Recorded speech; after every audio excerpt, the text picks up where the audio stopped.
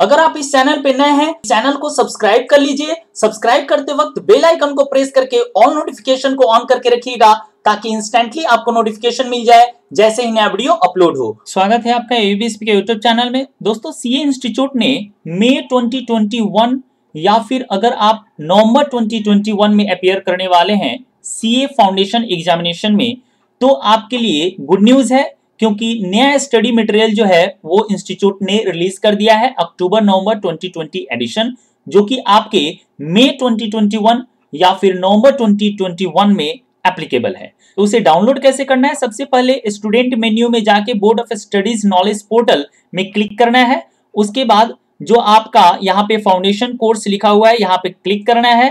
Foundation course में respective जो भी पेपर आप डाउनलोड करना चाहते हैं नया स्टडी मटेरियल, उस पे जाके क्लिक करना है। अभी हम लोग paper 2 business laws and business correspondence and reporting देखेंगे। इसका जो सेक्शन ए है उसे हम लोग आज देखेंगे, उसमें क्या चेंजेस आया है नया स्टडी मटेरियल में। इसलिए हम लोग यहाँ पे क्लिक करते हैं और यहाँ पे देखिए स्टडी मटेरियल लिखा हुआ है। यहाँ पे क्लिक करने के बाद आपको दो लिंक यहाँ पे प्रोवाइड किया गया है। ओल्ड एडिशन जो है वो नवंबर 2019 से स्टार्ट हुआ था, जो कि नवंबर 2020 तक एप्लीकेबल था, और नया जो स्टडी मटेरियल है वो मई 2021 एग्जामिनेशन ऑनवर्ड्स ये एप्लीकेबल होगा। राइट, तो यहाँ पे क्लिक कीजिएगा और उसके बाद जो है वो डाउनलोड कर लीजिएगा। ये जो है एडिशन वो अक्टूबर 2020 एडिशन है, जो आपके लिए मई 2021 में एप्लीकेबल है। हम लोग आज चैप्टर 5 यानी द कंपनीज एक्ट 2013 में क्या चेंजेस आया है न्यू स्टडी मटेरियल में वो देखेंगे। राइट, तो इसे एक बार डाउनलोड कर लेते हैं। ये रहा चैप्टर 5 द कंपनीज एक्ट 2013। इसमें जो चेंजेस आया है 6 to 10 चेंजेस आया हुआ है, जिसमें से कि रिलेटेड है आपका एसोसिएट कंपनी से रिलेटेड है, उसके बाद लिस्टेड कंपनी से रिलेटेड है, उसके बाद टोटल वोटिंग पावर से रिलेटेड अमेंडमेंट है, क्वेश्चंस हैं, कुछ एग्जांपल्स इंक्लूड किए गए हैं, और एग्जांपल आपका गवर्नमेंट कंपनी से रिलेटेड है। ठीक है, उसके बाद doctrine of indoor management, OPC है ना, डॉक्ट्रिन ऑफ अल्ट्रा वायरस, ये सारे जो है एग्जाम्पल इंक्लूड किए गए हैं, प्लस आपके कुछ क्वेश्चंस जो है इंक्लूड किए गए हैं, इंक्लूडिंग मल्टीपल चॉइस क्वेश्चन। तो सबसे पहले बात करते हैं जो पहला एग्जाम्पल इंक्लूड किया गया है परपेचुअल सक्सेशन से रिलेटेड, उसे एक बार देखते हैं। जो जो अमेंडमेंट आया हुआ है, जो नया इंसर्ट किया गया है, उसे हम लोग देखते चलेंगे। यहाँ पे देखिए मैंने हाईलाइट कर दिया है, ये एग्जाम्पल जो है आपका इंक्लूड किया गया है परपेचुअल सक्सेशन से रिलेटेड। तो परपेचुअल सक्सेशन का मीनिंग हम लोग जानते हैं कि कोई भी मेंबर्स के आने जाने से कंपनी के ऊपर कोई इफेक्ट नहीं होता है, यानी कि मेंबर्स में डाई और change but the company goes on till it is owned up on the grounds specified by the act. ये एक्ट के द्वारा निर्माण भी किया जाता है और एक्ट के द्वारा ही खत्म भी किया जाता है। तो ये परपेचुअल सक्सेशन का हम लोग रूल जानते हैं। इससे रिलेटेड जो है एग्जाम्पल दिया गया है कि many companies in India are in existence over 100 years, and this is possible only due to the fact that the company has perpetual existence. There was a company which has 7 members and all of them died in an aircraft. Despite this, the company still exists unlike partnership form of business. तो partnership form में क्या होता है, अगर सारे partner का death हो जाता है तो क्या हो जाता है, पार्टनरशिप फॉर्म डिसॉल्व हो जाता है। राइट, बट कंपनी के केस में क्या होता है कि मेंबर के आने जाने से कोई इफेक्ट नहीं होता है। तो ये क्लियर हो गया। ये एक एग्जांपल परपेचुअल सक्सेशन से रिलेटेड इंक्लूड किया गया है। अगर आपके पास ओल्ड स्टडी मटेरियल है और आप मई 2021 में अपियर करने वाले हैं, तो ये एग्जांपल जो है आप नोट डाउन कर सकते हैं, या फिर स्टडी मटेरियल का सॉफ्ट कॉपी जो है ऑफिशियल वेबसाइट ICI.org पे, जैसे कि मैंने आपको बताया है, वहां से आप डाउनलोड कर सकते हैं। उसके बाद चेंजेस आया है पेज नंबर 5.14। यहां पे आपका एग्जांपल नंबर 5 इंक्लूड किया गया है। ये एसोसिएट कंपनी का एग्जांपल यहां पे इंक्लूड किया गया है। एसोसिएट कंपनी का जो मीनिंग है हम लोग जानते हैं कि एसोसिएट कंपनी कोई कंपनी को तभी कहा जाएगा जब उसमें दूसरा कंपनी का जो है सिग्निफिकेंट इन्फ्लुएंस होगा, और सिग्निफिकेंट इन्फ्लुएंस का मतलब हम लोग जानते हैं कि at least 20% of total voting power होना चाहिए, या फिर कंट्रोल ऑफ और पार्टिसिपेशन होना चाहिए। ठीक है, तो इस एग्जांपल में बताया गया है कि A limited is a public company and holds 23% share capital in B limited, यानी ए लिमिटेड है और ये बी लिमिटेड है। ठीक है, तो ए कंपनी क्या करता है, 23% of share in B limited जो है होल्ड करके रखा है, ए होल्ड करके रखा है 23%, right. And 15% share capital of C limited, यानी सी लिमिटेड में ये कितना होल्ड करके रखा है, 15%। तो अभी इसमें क्या पता चल रहा है कि बी लिमिटेड जो है वो क्या है, एसोसिएट कंपनी है, ठीक है। बी लिमिटेड एसोसिएट कंपनी है, किस कंपनी का, ए लिमिटेड कंपनी का। लेकिन सी जो है एसोसिएट कंपनी नहीं है, क्योंकि यहां पे बी लिमिटेड के ऊपर सिग्निफिकेंट इन्फ्लुएंस किसका है, ए लिमिटेड का। तो यहां पे क्या लिखा हुआ है, B limited will be known as associate company of A limited as the holding is more than 20%। हम लोग जानते हैं कि 20% एटलीस्ट होना चाहिए फॉर सिग्निफिकेंट इन्फ्लुएंस, और जब सिग्निफिकेंट इन्फ्लुएंस रहेगा तो वो एसोसिएट कंपनी कहलाएगा। Whereas C limited will not be associate as the requirement of 20% is not there and hence no significant influence। तो ये एग्जांपल से क्लियर हो जाता है कि एग्जांपल के द्वारा इंस्टीट्यूट ने यहां पे समझाने की कोशिश की है, जो कि डेफिनेशन में लिखा हुआ है एसोसिएट कंपनी का मीनिंग, राइट। उसके बाद लिस्टेड कंपनी का भी एग्जांपल यहां पे दिया हुआ है, जहां पे ये बताया गया है कि स्कैन स्टील रॉड्स लिमिटेड क्या है, एक पब्लिक लिमिटेड कंपनी है जिसका शेयर जो है वो कोलकाता के स्टॉक एक्सचेंज में लिस्टेड है। तो इसको क्या कहेंगे, listed company. The reason is for calling it listed is because the company and the stock exchange have signed a listing agreement for trading of shares in the capital market। तो ये clear हो गया ये example, यानी अभी तक 3 example जो है इंक्लूड किया गया है। पहला एग्जांपल था परपेचुअल सक्सेशन से रिलेटेड, दूसरा एग्जांपल था एसोसिएट कंपनी से रिलेटेड, और अभी तीसरा एग्जांपल हम लोगों ने देखा कि लिस्टेड कंपनी से रिलेटेड जो है वो एग्जांपल ऐड किया है। यहाँ पे एक्सप्लेनेशन में ये नया इंक्लूड किया गया है एक्सप्लेनेशन, जिसमें ये बताया गया है कि for the purpose of this clause that means clause 45 of section 2, यानी कि गवर्नमेंट कंपनी किसको कहते हैं, जिसमें not less than 51% paid up share capital जो है वो होल्ड किया गया है, या तो सेंट्रल गवर्नमेंट के द्वारा या फिर स्टेट गवर्नमेंट के द्वारा या फिर पार्शियली सेंट्रल गवर्नमेंट और वन और मोर स्टेट गवर्नमेंट के द्वारा, ठीक है। तो यहां पे एक्सप्लेनेशन में ये बताया गया है कि पेड अप शेयर कैपिटल का मीनिंग क्या है। पेड अप शेयर कैपिटल का मीनिंग जो है टोटल वोटिंग पावर काउंट करेंगे, कब, जब जो है शेयर जो है विद डिफरेंशियल वोटिंग राइट्स से इशू किया गया है। तो जहां पे डिफरेंशियल वोटिंग राइट्स से शेयर इशू किया जाएगा तो वहां पे पेड अप शेयर कैपिटल का मीनिंग क्या हो जाएगा, टोटल वोटिंग पावर, ठीक है। तो ये यहां पे एक्सप्लेन करके सी इंस्टीट्यूट ने ये इंक्लूड कर दिया है ताकि आपको सुविधा रहे। उसके बाद जो नेक्स्ट न्यू स्टडी मटेरियल में है वो है आपका एमसीक्यू इंक्लूड किया गया है नया, ठीक है, और डिस्क्रिप्टिव टाइप क्वेश्चन भी इंक्लूड किया गया है। सबसे पहला 9 नंबर यानी पेज नंबर ये है 5.35, यहां से आपका नया जो मल्टीपल चॉइस क्वेश्चन है वो इंक्लूड किया गया है स्टडी मटेरियल में। पहला एमसीक्यू क्या है, रिलेटेड है आपका ओपीसी से।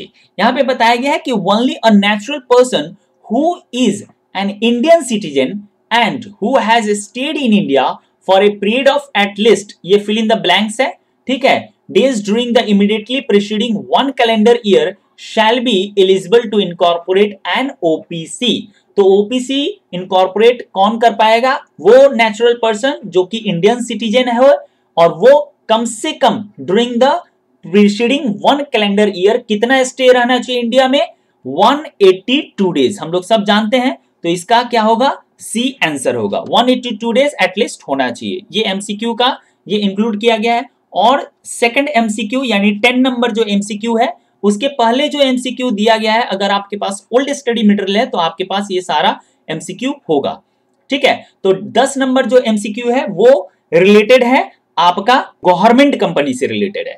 क्यों, क्योंकि यहां पे बताया गया कि XYZ limited is having 15% share capital held by x limited, यानी ये है XYZ is having a 15% share capital held by x limited. X limited ने XYZ लिमिटेड में 15% का स्टेक जो है होल्ड किए हुए है, and 50% held by central government, यानी कि यहां पे मैं समझाऊं XYZ लिमिटेड, तो इसमें दो जन होल्ड किया है शेयर। पहला होल्ड किया है एक्स होल्ड किया है 15%, right.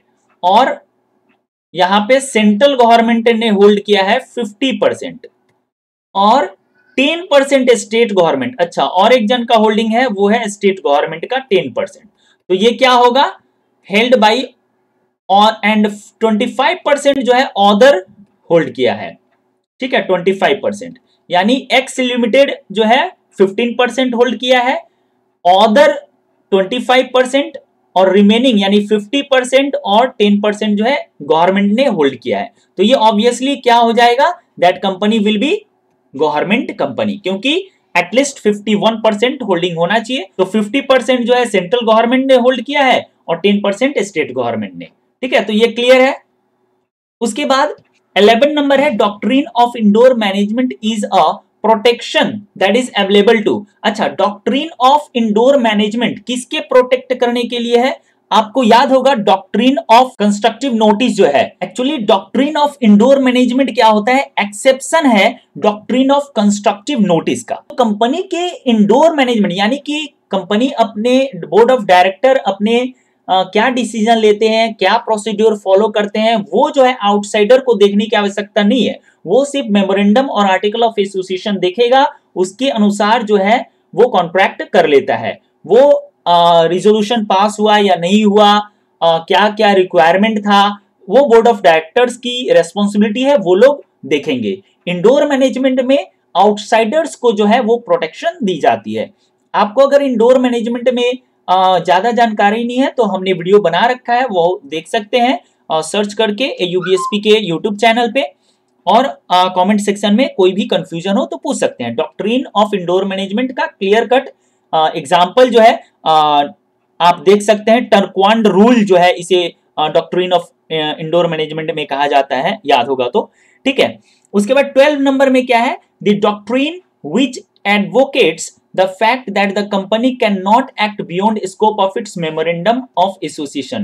its memorandum of association के स्कोप जो है उसके बियॉन्ड काम नहीं कर सकते। ये क्या है, डॉक्ट्रिन ऑफ अल्ट्रा वायरस, ठीक है। तो यहां पे आप देख सकते हैं ये C नंबर जो है यहां पे राइट है, और यहां पे हो जाएगा B, और यहां पे 10 का हो जाएगा A, गवर्नमेंट कंपनी, ठीक है। MCQ का ये आंसर भी यहां पे दिया हुआ है, एक बार देख लेते हैं। 9 का C और 10 का A। यहां पे 9 का C और 10 का A, फिर 11 का B और 12 का C। 12 का C doctrine of ultra vires और 11 का B, ठीक है, outsiders who deal with the company, ठीक है। Doctrine of indoor management constructive, यहां पे देखिए डॉक्ट्रिन ऑफ कंस्ट्रक्टिव नोटिस, इसी का एक्सेप्शन है doctrine of indoor management, right. अच्छा, उसके बाद जो है डिस्क्रिप्टिव टाइप क्वेश्चन जो है वो इंक्लूड किए गए हैं क्वेश्चन नंबर 5 से लेकर 9 तक। तो सबसे पहले क्वेश्चन नंबर 5 देखते हैं। इसमें ओपीसी से रिलेटेड जो है वो लिखा गया है, क्या है, मिस्टर अनिल जो है वो फॉर्म करता है OPC on 16 April 2018 for manufacturing electric cars. Electric cars को मैन्युफैक्चर करने के लिए ओपीसी फॉर्म करता है। The turnover of the OPC for the financial year ended 31 March 2019 was about 2.25 crore. इसे नोट डाउन कर लेना होगा। अच्छा, हिज फ्रेंड सुनील, उसका जो फ्रेंड है अनिल का फ्रेंड सुनील जो है wanted to invest in his OPC, so they decided to convert it voluntarily into a private company. यानी कि ओपीसी से प्राइवेट कंपनी में कन्वर्ट करना है वॉलंटरली। तो उसका कंडीशन हम लोग को क्या है, कम से कम 2 साल होना चाहिए। 2 साल अगर नहीं है और 2 साल अगर नहीं हुआ है तो क्या हो सकता है, 2 करोड़ का टर्नओवर होना चाहिए, और आपका जो पिडअप शेयर कैपिटल है वो 50 लाख का होना चाहिए। तो यहां पे ये जो कंडीशन है ना 2 करोड़ का, क्योंकि यहां पे क्या है 2.25 करोड़ यहां पे दिया हुआ है, ठीक है, तो ये फुलफिल करता है, तो वो लोग क्या कर पाएंगे, कन्वर्ट करा पाएंगे। चलिए आंसर एक बार देख लेते हैं, सीए इंस्टीट्यूट ने किस प्रकार से रिप्रेजेंट किया है आंसर को। क्वेश्चन नंबर 5 का आंसर यहां पे ये रहा। क्वेश्चन नंबर 5 का आंसर दिया हुआ है as per the provisions of sub rule 7 of rule 3। तो यहां पे देखिए सीए इंस्टीट्यूट के द्वारा रूल भी मेंशन किया गया है।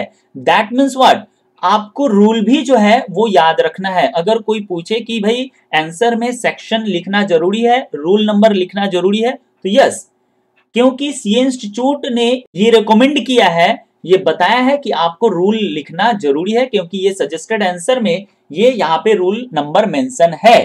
ठीक है, of companies incorporation rules 2014 and OPC can not convert voluntarily into any kind of company unless 2 years have expired from the date of its incorporation।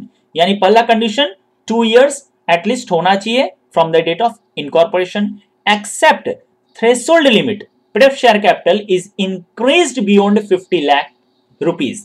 यानी PIDF share capital क्या है, 50 लाख रुपीस का। तो ये कंडीशन फुलफिल नहीं हुआ, 2 साल नहीं हुआ है। ठीक है, क्योंकि 2018 में वो इनकॉर्पोरेट हुआ और 2019 में जो सुनील है वो अनिल जो फ्रेंड है जिसका ओपीसी है उसमें प्राइवेट कंपनी में कन्वर्ट करा के ज्वाइन करना चाहते हैं, राइट। और it's average annual turnover during the relevant period exceeds 2 crore rupees. तो यहां पे कंडीशन जो है 2.25 करोड़ रुपीस क्वेश्चन में दिया हुआ था, यानी कि फुलफिल कर रहा है। तो इसका मतलब क्या है, in the instant case mister Anil formed an OPC on 16th April 2018 and its turnover for the financial year ended 31st March 2019 was 2.25 crores. Even though 2 years have not expired from the date of its incorporation, since its average annual turnover during the period starting from 16th April 2018 to 31st March 2019 has exceeded 2 crore rupees, Mr. Anil can convert the OPC into a private limited company along with the Sunil। Right, तो ये clear हो गया, क्योंकि ये condition जो है 2 करोड़ का turnover का वो फुलफिल कर रहा है। क्वेश्चन नंबर 6 जो डिस्क्रिप्टिव टाइप क्वेश्चन इंक्लूड किया गया है न्यू स्टडी मटेरियल में, वो क्या है, आइए उसे भी एक बार देखते हैं। A, an SSC had large income in the form of dividend and interest. Dividend और इंटरेस्ट में बहुत सारा इनकम जो है ए ने क्या किया है, अर्न किया है।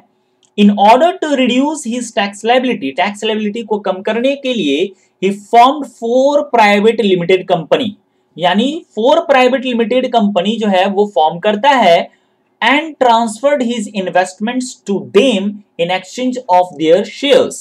The income earned by the companies was taken back by him as pretended loan. Can A be regarded as separate from the private limited company he formed? Obviously सबको पता है कि नहीं, ये सेपरेट नहीं है, क्योंकि कुछ पर्सन जो है मिल के टैक्स को इवेड करने के लिए अगर कोई काम करते हैं, टैक्स इवेजन का काम करते हैं, तो उसे लीगल एंटिटी का दर्जा उस कंपनी को नहीं दिया जाएगा। सैलमन वर्सेस सैलमन का केस आप लोगों को याद है, तो उसे एक बार गो थ्रू कर लीजिएगा। उसके बाद मेनली जो है यहाँ पे डिंसॉ मुखर्जी पेटिट का जो केस है वो ज्यादातर रिलेवेंट है। It was held that the company was not a genuine company at all but merely the assessee himself disguised that the legal entity of a limited company. The SSC earned huge income by way of dividend and interest, so he opened some companies and purchased their shares in exchange of his income by way of dividend and interest. This income was transferred back to SSC by way of loan. The court decided that the private companies were a sham and the corporate wealth was lifted to decide the real owner of the income. तो यहाँ पे ये star mark कर लीजिए, डिंसॉ Mukherjee petit का जो case है वो रिलेवेंट है। उसके पहले जो है वो आपको जो सेपरेट लीगल एंटिटी का कॉन्सेप्ट है, यानी कि salmon versus salmon company limited का केस जो है वो डिस्क्राइब सी इंस्टीट्यूट के द्वारा किया गया है। तो आपको पहले सेपरेट लीगल एंटिटी का जो प्रिंसिपल है उसे आपको लिखना पड़ेगा। देयर आफ्टर आप जो है कॉर्पोरेट वेल को लिफ्ट कीजिएगा और डिंसॉ मुखर्जी पेटिट का जो केस है उसे यहाँ पे नोट डाउन करने की बात है, यहाँ पे मेंशन कीजिएगा और उसके बाद जो है आप अपना कंक्लूजन दीजिएगा। Hence A cannot be regarded as separate from private limited companies he formed. तो ये जो 4 प्राइवेट लिमिटेड कंपनी फॉर्म किया है ए, तो उसे प्राइवेट लिमिटेड कंपनी नहीं माना जाएगा और उसका सारा इनकम जो है वो किसके हैंड में टैक्सेबल हो जाएगा? ए के हैंड में टैक्सेबल हो जाएगा। 7 नंबर जो डिस्क्रिप्टिव टाइप क्वेश्चन इंक्लूड किया गया है न्यू स्टडी मटेरियल में, वो ये है कि sound Syndicate limited a public company, it's article of association empowers the managing agents. Managing agents का मतलब क्या है? जो डायरेक्टर लोग हैं उसको मैनेजिंग एजेंट कहा जाता है। एजेंट कौन है? डायरेक्टर्स हैं। वो जो मेंबर्स हैं वो एजेंट नहीं है, वो ऑनर है। तो यहाँ पे जो पब्लिक कंपनी है साउंड सिंडिकेट लिमिटेड, वो अपने आर्टिकल ऑफ एसोसिएशन के थ्रू इंपावर करती है किसको? मैनेजिंग एजेंट को, to borrow both short and long term loans on behalf of the company. Mister Liddle the director of the company, जो mister Liddle है director of the company, approached Easy Finance Limited, a non-banking finance company for a loan of 25 lakh in the name of the company। यहां तक तो सब कुछ ठीक है। यहां पे बात को समझिए, साउंड सिंडिकेट लिमिटेड क्या है? एक पब्लिक लिमिटेड कंपनी है, पब्लिक कंपनी है। वो इंपावर करती है अपने डायरेक्टर को कि भाई आप लोग लॉन्ग टर्म या फिर शॉर्ट टर्म जो है आप हमारे नाम पे लोन ले सकते हैं। तो मिस्टर लिडल जो है, मानी मिस्टर एल जो है, डायरेक्टर जो है, वो इजी फाइनेंस लिमिटेड के पास जाता है और 25 लाख का लोन जो है वो लेता है in the name of company. The lender agreed and provided the above said loan. Lender जो है वो लोन दे देता है, यानी कि इजी फाइनेंस लिमिटेड जो है वो लोन किसको दे देता है? साउंड सिंडिकेट लिमिटेड को, ठीक है। और लोन लेता कौन है? एल लोन लेता है इसके नाम पे, यानी कंपनी के नाम पे। तो एल को देना है ये लोन, रिपेमेंट करना है, या पब्लिक कंपनी को? पब्लिक कंपनी को, यानी कि साउंड सिंडिकेट लिमिटेड को ये लोन रिपेमेंट करना है। Later on Sound Syndicate Limited refused to repay the money borrowed on the pretext that no resolution authorizing such loan have been actually passed by company। अभी हम लोगों ने ये discuss किया कि भाई इंडोर मैनेजमेंट, जो डॉक्ट्रिन ऑफ इंडोर मैनेजमेंट में क्या होता है भाई? ये बताया जाता है कि कंपनी अपने अंडर में, यानी कि जो एजेंट लोग हैं, कंपनी के जो डायरेक्टर लोग हैं, वो उनको क्या करना है, वो आउटसाइडर्स को नहीं देखना है। आउटसाइडर्स ये नहीं देखेगा कि कंपनी के अंदर में क्या हो रहा है। आपको जो रिजोल्यूशन पास करना है वो पास कीजिए, नहीं करना है नहीं कीजिए, according to the act and rules आपको जो है वो काम करना है। और आउटसाइडर्स जो है सिर्फ और सिर्फ यही देखेगा कि आपके आर्टिकल और मेमोरेंडम में ये बात लिखा हुआ है कि जो डायरेक्टर है उसको इंपावर किया है कंपनी ने कि वो लोग लोन ले सकता है। तो जो आउटसाइडर है, यानी कि जो इजी फाइनेंस लिमिटेड है, वो लोन दे दिया। अब आपके अंदर में, यानी कि कंपनी के अंदर में जो रिजोल्यूशन पास करने की बात कही गई थी वो पास हुई है या नहीं हुई है वो देखने नहीं जाता है। And lender should have required about the same prior providing such loans, hence company cannot liable to pay such loan। तो वो साउंड सिंडिकेट लिमिटेड जो है वो इनकार कर देता है लोन पेमेंट से। तो आपको क्या करना है? Analyse the above situation in the terms of the provisions of doctrine of indoor management. यहाँ पे देखिए, यहाँ पे इंस्टीट्यूट स्पेसिफिकली मेंशन भी कर दिया है कि आप जो है डॉक्ट्रिन ऑफ इंडोर मैनेजमेंट का प्रिंसिपल अप्लाई कीजिए under the companies act 2013 and examine whether the contention of the sound Syndicate limited is correct और नॉट। तो ऑब्वियसली इनकरेक्ट है, तो कैसे आपको रिप्रेजेंट करना है? आपका जो आंसर है वो 7 नंबर क्वेश्चन का एक बार गो थ्रू कर लेते हैं ताकि क्लियर समझ में आ जाए डॉक्ट्रिन ऑफ इंडोर मैनेजमेंट का। According to this doctrine, persons dealing with the company did not inquire whether internal proceedings relating to the contract are formed correctly. Once they are satisfied that the transaction is in accordance with the memorandum and article of association, यानी MOA और AOA के according जो है वो contract जो transaction है वो हो रहा है, तो बस इतना ही काफी है। Stakeholders need not inquire whether the necessary meetings was convened and held properly or whether necessary resolution was passed properly. resolution necessary जो पास करना था वो पास हुआ या नहीं हुआ, या फिर जो मीटिंग जो कंडक्ट होना था necessarily वो हुआ या नहीं हुआ, वो आउटसाइडर या स्टेक होल्डर्स की इंक्वायर करने की ड्यूटी नहीं है. They are entitled to take it for granted that the company had gone through all these proceedings in a regular manner. ठीक है, तो the doctrine helps protect external members from the company and states that the people are entitled to presume that the internal proceedings are as per documents submitted with the registrar of company. ROC के पास जो company ने document provide किया है वो जो है वो in accordance with the rules है, जो प्रोसीडिंग्स रेगुलर मैनर में होने चाहिए वो हो गए हैं. 10 व्हाट हैपन, 2 नंबर पॉइंट है. पहला नंबर पॉइंट में what happens internal to a company is not a matter of public knowledge. An outsider can only presume the intentions of a company but do not know the information he she is in privy to. और सबसे important number point ये 2 number है. If not for the doctrine, the company could escape creditors by denying the authority of officials to act in its behalf. ये कोई भी creditor को payment ही नहीं करेंगे और ये डिनाई कर देंगे पेमेंट करने से और बता देंगे कि भाई जो अथॉरिटी ऑफिशियल्स का वो था ही नहीं, क्रेडिटर्स को डिनाई कर देंगे, पेमेंट ही नहीं करेंगे. तो इसके लिए जो है वो डॉक्ट्रिन ऑफ इंडोर मैनेजमेंट का कॉन्सेप्ट अप्लाई होगा. In the given question, Easy Finance Limited, being external to the company, need not require whether the necessary resolutions was passed properly. Even if the company claim that no resolution authorizing the loan was passed, the company is bound to pay the loan to the Easy Finance Limited. तो ये एक clear cut जो है example include किया गया था और बहुत ही अच्छा एग्जाम्पल है डॉक्ट्रिन ऑफ इंडोर मैनेजमेंट का, तो इसे भी गो थ्रू कर लीजिएगा. ठीक है, और जो नेक्स्ट एडिशन है एग्जाम्पल का, और 2 एग्जाम्पल है, क्वेश्चन नंबर 8 और क्वेश्चन नंबर 9. सबसे पहले क्वेश्चन नंबर 8. क्वेश्चन नंबर 8 में बताया गया है 1% कंपनी जो है वो नवीन ने इनकॉर्पोरेट किया है, making his sister Navita as nominee. Navita को नॉमिनी बनाया है. नवीन ने इनकॉर्पोरेट किया है ओपीसी और नविता को जो है वो नॉमिनी बनाया है. Navita is living India permanently due to her marriage abroad. शादी के कारण वो क्या है, परमानेंटली इंडिया छोड़ के जा रही है.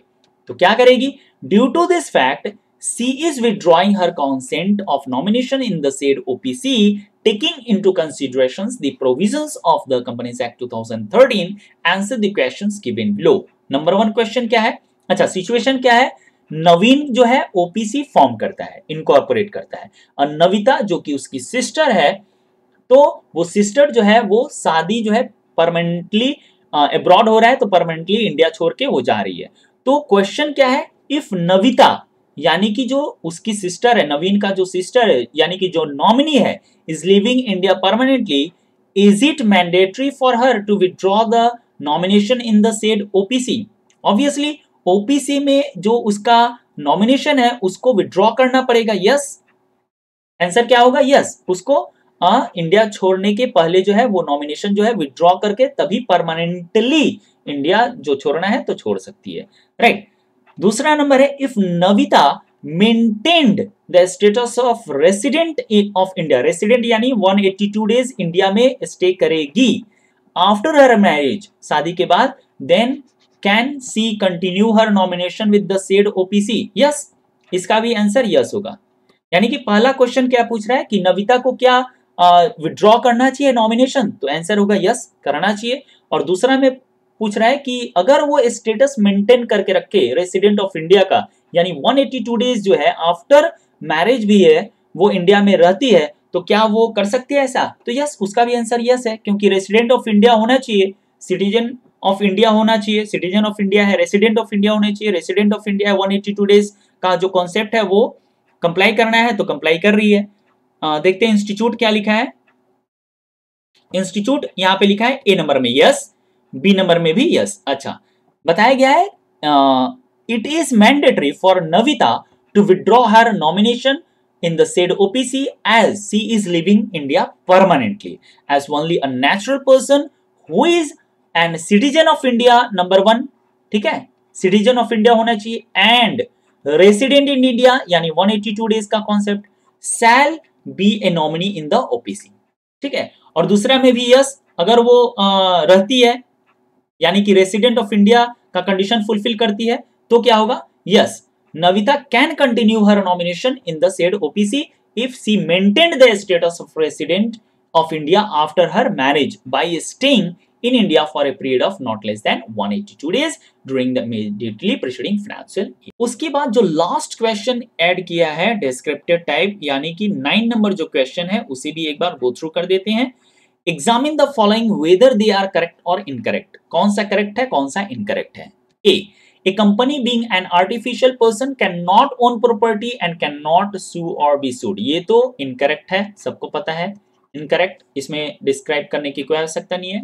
A private limited company must have a minimum 2 member, ये भी सही है भाई। While a public limited company must have at least 7 members, ये भी सही है। सेक्शन नंबर 3 ये तो स्पेसिफिकली मेंशन ही है कंपनीज एक्ट में, आइए एक बार उसको भी देख लेते हैं। पहला इनकरेक्ट और दूसरा करेक्ट है। क्वेश्चन नंबर 9 का ए, पहला इनकरेक्ट और दूसरा करेक्ट। तो ये देखिए यहाँ पे सेक्शन 3 भी मेंशन किया है, यानी कि यहाँ पे क्लियर हो जाता है कि आपको सेक्शन और रूल जो है वो दोनों आपको याद रखना है, आंसर में नोट डाउन करके रखना है, आंसर में आपको लिखना है, तभी आपके मार्क्स जो है कंप्लीट मिलने वाले हैं। A company being an artificial person can not own property and can not sue or be सूड, ये इनकरेक्ट है क्योंकि जो आर्टिफिशियल पर्सन है वो कंपनी जो है वो आर्टिफिशियल पर्सन है as it is created by the process other than natural birth. तो ये आर्टिफिशियल पर्सन है, नेचुरल बर्थ इसका नहीं होता है। लीगल क्यों है, जुडिशियल क्यों है, as it is created by law, और इसे पर्सन कहा जाता है क्योंकि इसके पास सारे के सारे जो इंडिविजुअल हैं उसको जो राइट्स मिलता है वो इसे भी दिया जाता है। एक्सेप्ट क्या कर सकता है, वो मैरिज नहीं कर सकता है, ठीक है, जेल नहीं जा सकता, ओथ यानी कि कसम नहीं खा सकता, मैरी नहीं कर सकता, और प्रैक्टिस ए लर्न्ड प्रोफेशन यानी चार्टर्ड अकाउंटेंसी अगर प्रोफेशन वो करेगा तो वो प्रोफेशन जो है वो नहीं कर सकता। एक कंपनी जो है सीए का जो कोर्स है वो कंप्लीट करके नहीं कर सकता, ठीक है। तो वो लर्न्ड प्रोफेशन नहीं कर सकता, ओथ नहीं ले सकता, जेल नहीं जा सकता, शादी नहीं कर सकता, ये कुछ एक्सेप्शन है। अदरवाइज सारे के सारे राइट्स जो है उसका भी होता है। यानी कि कौन कौन से राइट्स हैं, वो प्रॉपर्टी ओन कर सकता है, बैंक अकाउंट अपना खुलवा सकता है, लोन ले सकता है, लायबिलिटी इनकर हो सकती है, और इंटर इनटू कॉन्ट्रैक्ट, ठीक है। इवन मेंबर्स जो है वो भी कंपनी से कॉन्ट्रैक्ट कर सकते हैं और एक्वायर राइट्स अगेंस्ट इट और इनकर लायबिलिटी टू इट, ठीक है। तो it can sue and be sued in its own name, ठीक है। तो ये क्लियर हो गया, ये इनकरेक्ट था। अच्छा, उसके बाद private limited company must have minimum 2 members और पब्लिक लिमिटेड कंपनी के पास मस्ट हैव एटलीस्ट 3 मेंबर्स। तो ये सेक्शन 3 में मेंशन ही है कि एनी 7 और मोर पर्संस की आवश्यकता होती है to construct a public company, और अगर आप प्राइवेट कंपनी फॉर्म करना चाहते हैं तो 2 और मोर पर्संस रिक्वायरमेंट है प्राइवेट कंपनी को फॉर्म करने के लिए। तो ये नया एडिशन इंक्लूड किया गया है। क्वेश्चन 5 to 9 जो है वो डिस्क्रिप्टिव टाइप क्वेश्चन जो है वो इंक्लूड किया गया है। तो इसे एक बार गो थ्रू कर लीजिएगा। और मल्टीपल चॉइस क्वेश्चंस में भी 9, 10, 11, 12 4 मल्टीपल चॉइस क्वेश्चन भी इंक्लूड किया गया है न्यू स्टडी मटेरियल में। तो इसी प्रकार का latest updated news regular basis पे फ्री ऑफ कॉस्ट अगर आप पाना चाहते हैं और इस चैनल पे नए हैं तो इस चैनल को सब्सक्राइब करके रखिए। सब्सक्राइब करते वक्त बेल आइकन को प्रेस करके ऑल नोटिफिकेशन को ऑन करके रखिएगा ताकि इंस्टेंटली जो है आपको नोटिफिकेशन मिलता रहे जैसे ही नया वीडियो अपलोड हो। कॉर्पोरेट लॉ, जीएसटी लॉ और इनकम टैक्स लॉ में कोई अमेंडमेंट आता है तो वो भी वीडियो के माध्यम से फ्री ऑफ कॉस्ट आपको प्रोवाइड कर दिया जाएगा। तो आज के लिए बस इतना ही, धन्यवाद।